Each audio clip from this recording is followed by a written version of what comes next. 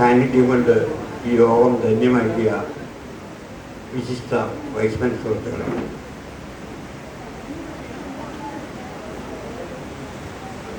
ഒരു അല്പം മടിയോടുകൂടിയാണ് ഞാൻ ഈ ക്ഷണം ചെയ്തത്. കാരണം ബാക്ക് സൈഡിലെ വൈസ്മൻ എക്സ് പ്ലീസ്. എൻ്റെ സുഹൃത്ത് ബേബിക്ക് അറിഞ്ഞുകൂടാത്ത ഒരു വാക്കുണ്ട്. അതുകൊണ്ടാണ് ഞാൻ ആവർത്തന വിരസത എന്ന വാക്കിൻ്റെ അർത്ഥം മലയാള പണ്ഡിതനായ ഞങ്ങളുടെ ബഹുമാനപ്പെട്ട എത്രയോ പ്രിയങ്കരനായ അഭിവന്യ മാത്യൂസ് അഫ്രണ്ടിൽ ബേബി ഒരിക്കൽ പറഞ്ഞു, ഒരു മീറ്റിങ്ങിൽ പറഞ്ഞു, ഞാൻ ബേബി ഉണ്ടായിരുന്നു, ഇംഗ്ലീഷിലൊരു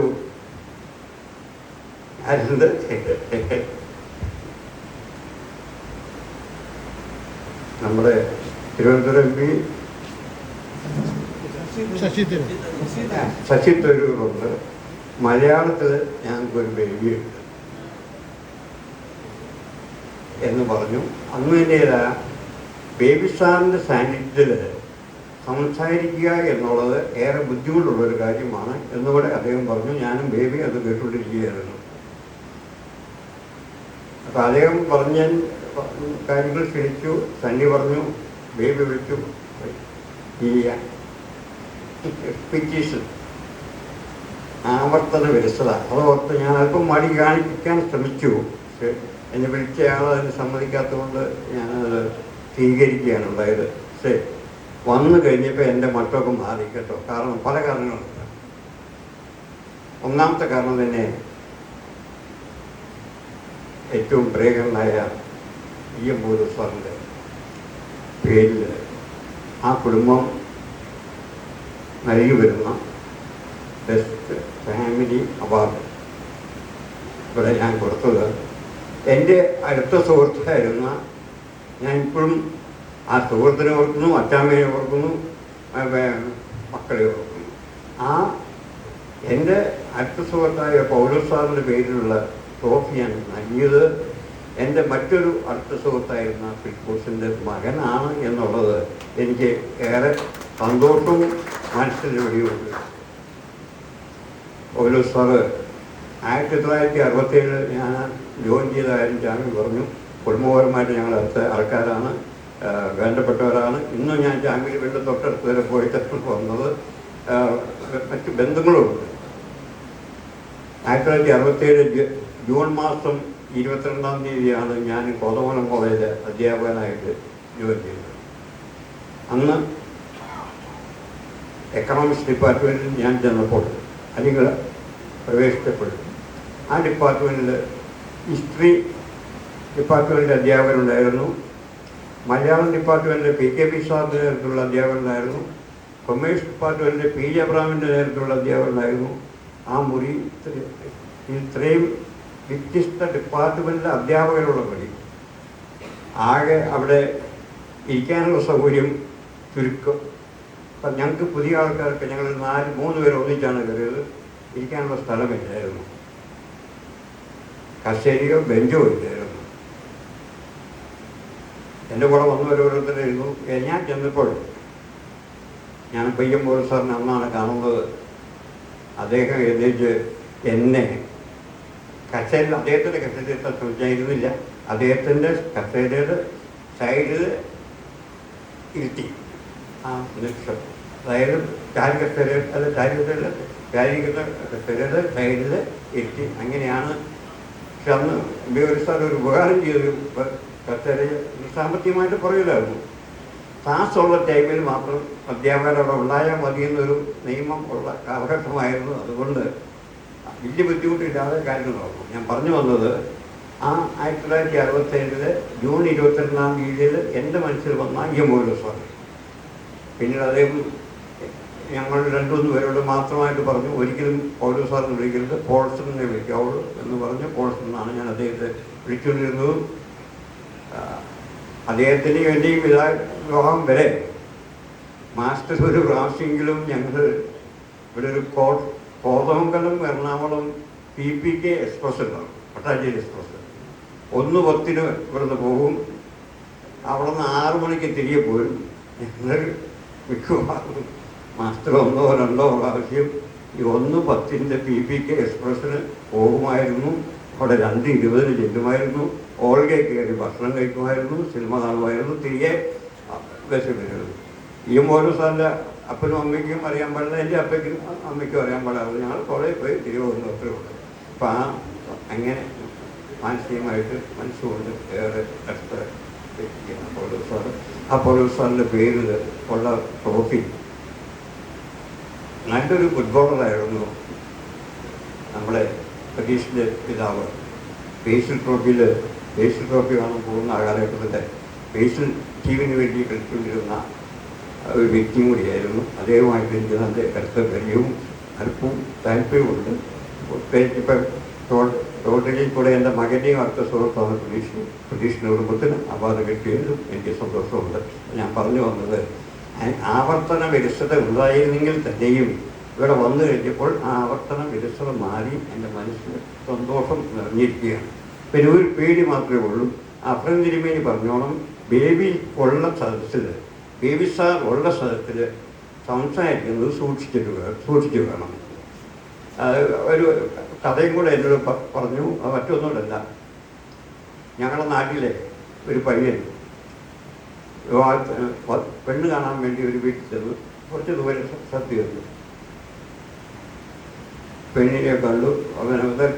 പെണ്ണിൻ്റെ വീട്ടുകാർക്കും അവനെ ഇഷ്ടപ്പെട്ടു. ആ സമയത്ത് ഒരു അച്ഛൻ അവിടെ കയറി വന്നു. അത് എഴുതിട്ടു. അവിചാരിതമായിട്ട് വന്നതാണ് അച്ഛൻ. അച്ഛൻ മകളൊക്കെ ചോദിച്ചു, പള്ളിയിലൊക്കെ പോകാറുള്ളൂ? വരുന്നു, പള്ളിയിൽ പോയിട്ടുണ്ടാകും, എല്ലാ ആഴ്ചയും കൃത്യമായിട്ട് പള്ളിയിൽ പോകുന്നതാണ് എന്ന് അവൻ ശാന്തമായിട്ട് പറഞ്ഞു. അത് ശരി. അവനൊരു ചോദ്യം ചോദിച്ചു അച്ഛനോട്, അച്ഛപ്പന് ഏത് പള്ളിയിലപ്പോൾ കുർബാനകളുണ്ട്? മോൻ ദിവസം എല്ലാ ആഴ്ചയും പോകുന്ന പള്ളിയിലാണ് ഞാൻ കുർബാന കഴിഞ്ഞ് 2 വർഷമായിട്ട് ചേർന്നതെന്ന് പറഞ്ഞു. എന്ന് പറഞ്ഞവനൊക്കെ കൂടുതൽ സംസാരിച്ചാൽ അച്ഛനോട് ചോദിക്കേണ്ട കാര്യം ആ കൊച്ചിനില്ലായിരുന്നു. ആ കല്യാണം നടന്നുമില്ല. അപ്പം ബേബി സാർ ഇരിക്കുന്ന സദസ്സിൽ ആവശ്യമില്ലാത്ത വർത്തമാനം പാടില്ല എന്നാണ് മാർക്കിസ് മാർ അഫ്രൈൻ തിരുമേനി അന്ന് ഞങ്ങളോട് പറഞ്ഞത് ഓർപ്പിച്ചത്. ഏതായാലും പ്രിയ സുഹൃത്തുക്കളെ, ഇവിടെ വന്നതിൽ സന്തോഷം തരുന്ന മറ്റൊരു കാര്യമുണ്ട്. ഇന്ന് ഇവിടെ സ്ഥാനം ഏറ്റെടുക്കുന്ന ഒരു നീണ്ട ലിസ്റ്റ് എൻ്റെ സുഹൃത്തിൻ്റെ മകൻ അനി ഇവിടെ പറഞ്ഞു. ഞാൻ ഇപ്പോഴും PST ആണ് ഒരു ക്ലബ്ബ് പ്ലസ് ബൈസ്കേൽ ആണ് ഒരു ക്ലബ്ബ് നിയന്ത്രിക്കുന്നതും മുന്നോട്ട് കൊണ്ടുപോകുന്നതും. ഒട്ടും അതിശയിക്കുകയല്ല പറയാണ്. മിഡ് വെസ്റ്റ് ഇന്ത്യ റീജിയൻ, ഞാനൊക്കെ കൊണ്ട് നടന്ന സ്ഥലത്ത് ഇന്ത്യയിൽ ആകെ 3 റീജിയൻ ഉണ്ടായിരുന്നത്. അത് വെസ്റ്റ് ഇന്ത്യ റീജിയൻ എന്ന് പറയുന്നതിലായിരുന്നു ഞാൻ. നമ്മുടെ 26-28 കാലഘട്ടത്തിൽ അന്ന് കേരളം മുഴുവനും കർണാടകയിലെ ഒരു ഭാഗം ഉൾപ്പെടുന്ന ഡിസ്ട്രിക്റ്റിലാണ് ഞാൻ സെക്രട്ടറിയായിട്ട് പ്രസിഡൻ്റായിട്ട് പ്രവർത്തിച്ചത്. ആ തിരിഞ്ഞു വന്ന് നമ്മുടെ മിഡ് വെസ്റ്റ് ഇന്ത്യ റീജിയനിൽ ഒരു 5 ക്ലബ്ബുകൾക്കാണെങ്കിൽ ആ 5 ക്ലബ്ബിലൊന്ന് നിങ്ങളുടെ ക്ലബ്ബാണ്, ഈ കോതം ക്ലബ്ബാണ്. കൃത്യമായിട്ട് പറയാം, എറണാകുളം, കൊച്ചി, അങ്കമാലി, പെരുമ്പാവൂർ, കോതമംഗലം പഴയ ക്ലബ്ബ് 5 ക്ലബ്ബാണ്. പിന്നെ ഈ ഇന്ന് ഞാൻ സൂചിപ്പിച്ച പോലെ ഞാൻ 79 മുതൽ തുടർച്ചയായിട്ട് പോകുന്നതാണ്. ഈ നാട്ടിൻപുറത്തുണ്ടായ ചില അഭിപ്രായ വ്യത്യാസങ്ങൾ, കുടുംബപരമായ അഭിപ്രായ വ്യത്യാസങ്ങളാണ് കീരമ്പാറ ക്ലബ്ബിൽ നിന്ന് പോകാനുള്ള കാരണം. അതിനെപ്പറ്റിയൊക്കെ ഞാൻ കിടക്കുന്നില്ല.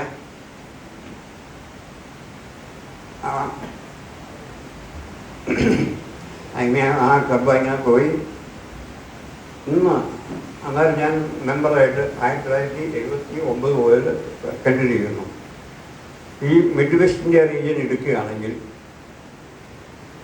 ഏറ്റവും സീനിയറായിട്ടുള്ള 5 വൈസ്മാനെ എടുക്കുകയാണെങ്കിൽ 2ാമതോ 3ാമതോ ആണ് പ്രൊഫസർ ബേബി ബറീസ്. 1ാമത്തെ ആൾ കൃത്യമായിട്ട് പറയാം, 1ാമത്തെ ആൾ professor CK Thomas, Ernakulam town planning എഞ്ചിനീയറായിരുന്നു. 2ാമത്തെ ആൾ ഡോക്ടർ ഈപ്പൻ, അങ്കമാലി ഇങ്ങനെ അറിയാം, കോഴഞ്ചേരി ഹോസ്പിറ്റലിലെ ഡയറക്ടറാണ്. മൂന്നാമത്തെ ആൾ മണിക്കനാമ്പറമ്പിൽ MP മാത്യു, അത് സ്റ്റിലേ. പക്ഷേ മാത്യു സാറ് മാത്രം ക്ലബിൽ വരുന്നില്ല. CK തോമസും ഡോക്ടറും ഒക്കെ കൃത്യമായിട്ട് പോകുന്നുണ്ട്. നാലാമനാണ് പ്രൊഫസർ ബെന്നി പരീസ്.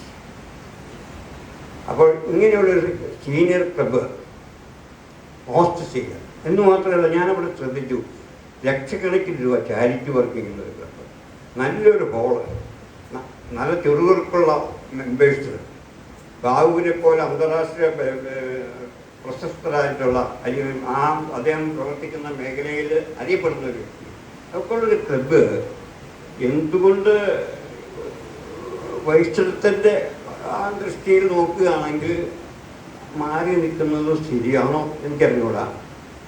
അത് എനിക്കറിയാം. വൈസ് കൈ കഴിവുള്ളതാണ്. രാജുവും പഴയൊരു മെമ്പറാണ്, ഒരു റിസോർട്ട് പേഴ്സണാണ്. രാജിയാണ് ഇതാണ് വിളിക്കുകയാണ്. ഒരു കാര്യം ഏൽപ്പിച്ചാൽ തീർച്ചയായിട്ടും ആ കാര്യം നടത്തുന്നതാണ്. ഒരു രാജു ശ്രദ്ധിക്കുന്നുണ്ടെന്ന് ഞാൻ വിചാരിക്കുന്നു. ഒരു വൈസ് കൈ വാസ്തവത്തിലൊരു മീറ്റിംഗ് കൺട്രോൾ ചെയ്യുന്നത്, മീറ്റിങ്ങിൻ്റെ പരിപൂർണ ചുമതല വൈസ് കൈക്കാണ്. എന്തെല്ലാം പ്രോഗ്രാംസ് അതിനകത്ത് വേണം, ആരെല്ലാം ഇതിൽ പങ്കെടുക്കണം, തീർച്ചയായിട്ടും പ്രസിഡന്റും സെക്രട്ടറി ട്രഷറർ ഇവിടെ പ്രസിഡന്റിനോട് ഇതൊന്നും പറഞ്ഞിട്ട് കാര്യമില്ല. അദ്ദേഹം ഞാൻ കഴിഞ്ഞ വർഷം പറഞ്ഞ അതേ വാചകം തന്നെ വീണ്ടും ആവർത്തിക്കുന്നു. 5 റീജിയണൽ സെക്രട്ടറിമാർ എൻ്റെ ദൃഷ്ടിയിൽ ഈ 46 കൊല്ലത്തിൽ 5 റീജിയണൽ സെക്രട്ടറിമാരെ ബാബുവിനോട് പറയാൻ പറഞ്ഞാൽ അവരിൽ ഒരാളെ കൈപ്പൻ തന്നെയായിരിക്കും, യാതൊരു സംശയിച്ചില്ല. അതുപോലെ 3 റീജിയണൽ ഡയറക്ടേഴ്സിനോട് എന്നോട് പറയാൻ പറഞ്ഞാൽ ഒന്ന് പ്രൊഫസർ ചെയ്യുമ്പോൾ സാധിക്കും. കാരണം അവരുടെ പ്രവൃത്തികൾ അന്ന് ഞാൻ ഇപ്പോഴും ഓർക്കാം. ജസ്റ്റിസ് പോറ്റിസ്റ്റാർ അന്ന് ഇന്നത്തെ പോലെയല്ല. ജസ്റ്റിസിൻ്റെ കിട്ടുകയെന്ന് പറയുന്നത് വേറെ ബുദ്ധിമുട്ടും പ്രയാസവും അതുകൊണ്ടാണ്. പോറ്റിസ്റ്റാർ ജസ്റ്റിസ് സുബ്രഹ്മണ്യം പോറ്റി തോന്നുന്നു ക്ലബിൽ വന്ന് എത്ര അന്ന് ഇൻ്റർനാഷണൽ പ്രസിഡന്റ് വന്നു, സോഫിയ കോളേജിൽ വന്ന്. അപ്പോൾ ഇത്രയൊക്കെ ഉള്ളൊരു ക്ലബ്ബ് തീർച്ചയായിട്ടും മറക്കാൻ സാധിക്കാനും മറക്കുക. കഴിഞ്ഞ കാര്യങ്ങളെ പറ്റി ഓർത്തിട്ടൊന്നും വലിയ കാര്യമില്ല. ദൈവം നമുക്ക് തന്നിട്ടുള്ള ഏറ്റവും വലിയ കഴിവെന്ന് പറയുന്നത് മറക്കാനുള്ള കഴിവാണ്. അല്ലാതെ നമ്മളെല്ലാം ഓർത്ത് വെച്ചുകൊണ്ടിരുന്നാൽ നമുക്കൊരു കാര്യത്തിലും മുന്നോട്ട് പോകാൻ പറ്റില്ല. അതുകൊണ്ട് എന്തെങ്കിലും വീഴ്ചകൾ പ്രസ്ഥാനത്തിൽ നിന്നുണ്ടായിട്ടുണ്ടെങ്കിൽ, എന്തെങ്കിലും പോരായ്മകൾ ഉണ്ടായിട്ടുണ്ടെങ്കിൽ, നമ്മുടെ ഏതെങ്കിലും രീതിയിൽ നമ്മുടെ ആഗ്രഹങ്ങൾ സാധിക്കാതെ വന്നിട്ടുണ്ടെങ്കിൽ അതെല്ലാം മാറ്റിവെച്ച് നല്ലൊരു ഗ്രൂപ്പായിട്ട് ബേബി വന്നിരുന്നെങ്കിൽ ഇന്റർനാഷണൽ പ്രസിഡന്റ് സ്ഥാനം കഴിഞ്ഞ് വീട്ടിൽ വെക്കേണ്ടി വന്ന വ്യക്തി ഏറ്റവും ഉള്ള ആളാണ്.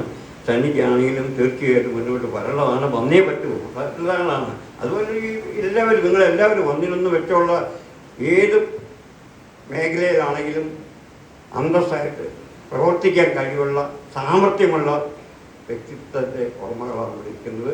അവർ മുന്നോട്ട് വരണമെന്ന് ഞാൻ അഭ്യർത്ഥിക്കുന്നു. പിന്നെ കഴിഞ്ഞ വർഷം ഞാൻ ഇവിടെ വന്നത് നിങ്ങൾ ഓർക്കുന്നു, അന്ന് ഫാദേഴ്സ് ഡേ ആണ്.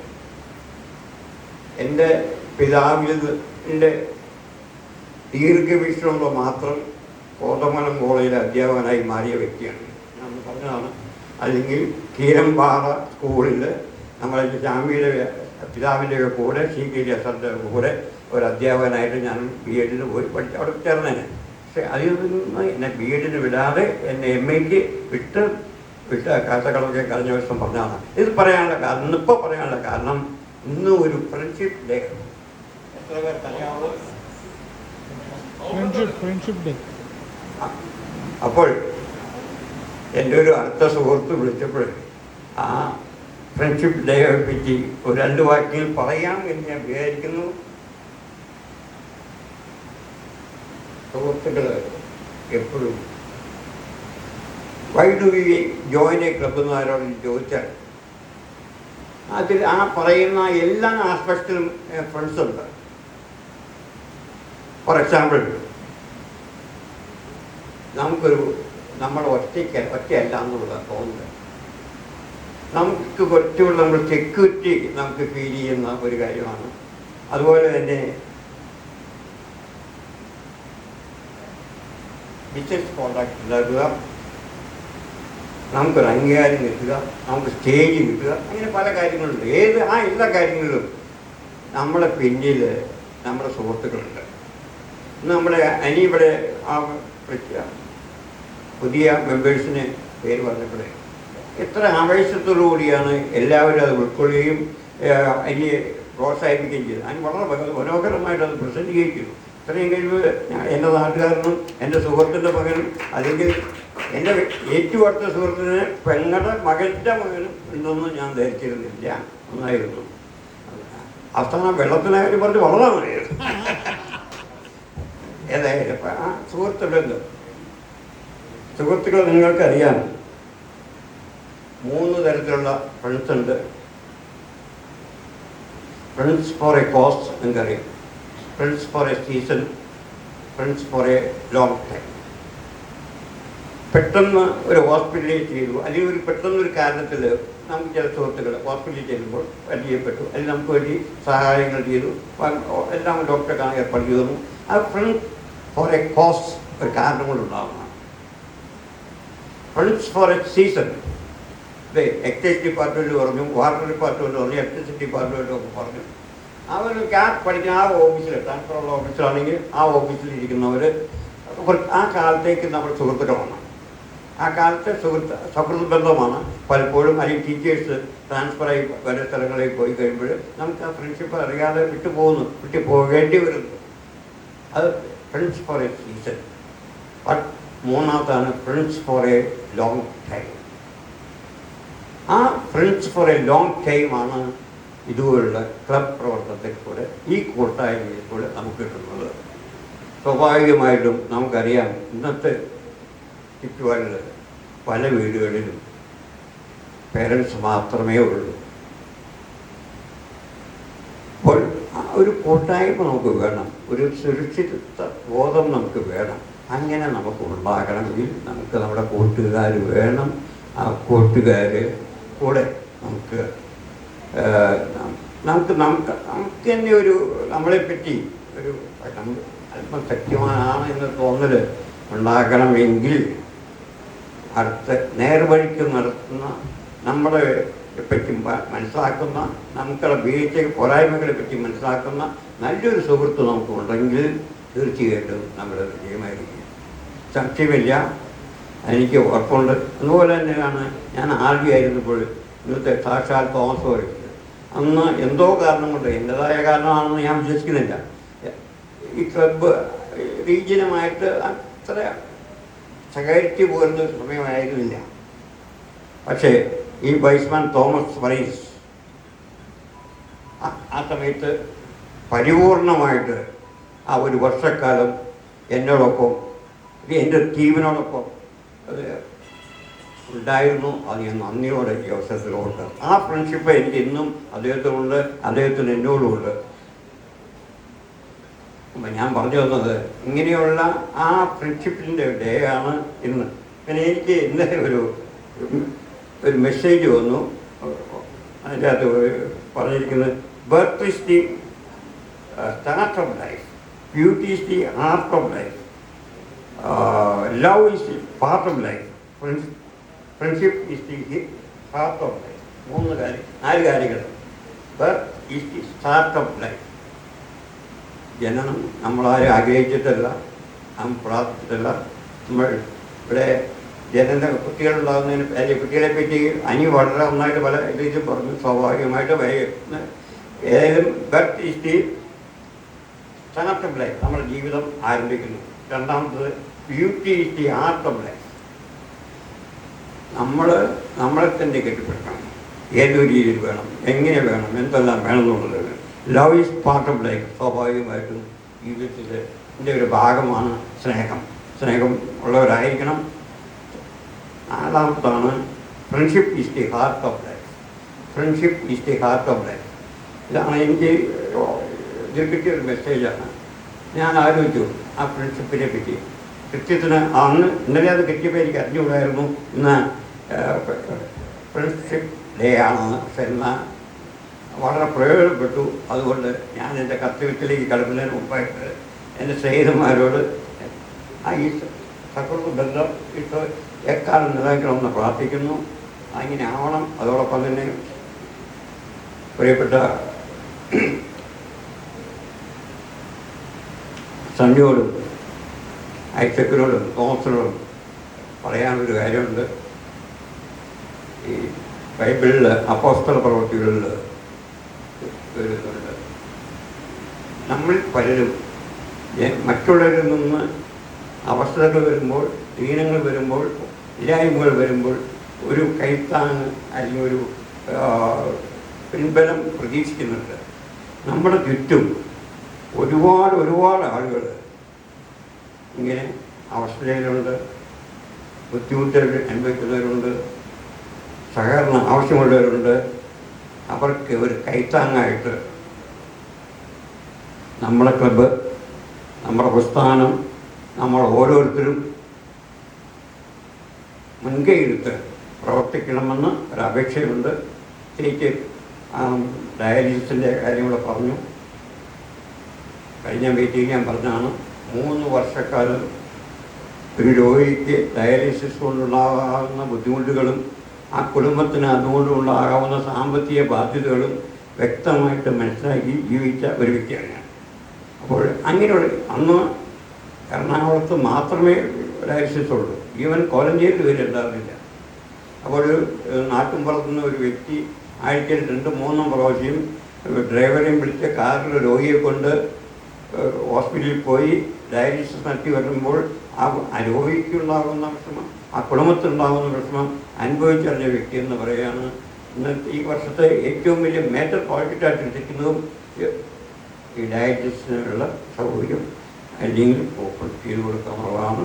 അത് തുടർന്ന് ചെയ്യണമെന്ന് അഭ്യർത്ഥിച്ചുകൊണ്ട് ഞാൻ എന്നിൽ നിക്ഷിപ്തമായ കർത്തവ്യത്തിലേക്ക് പ്രവേശിക്കുന്നു.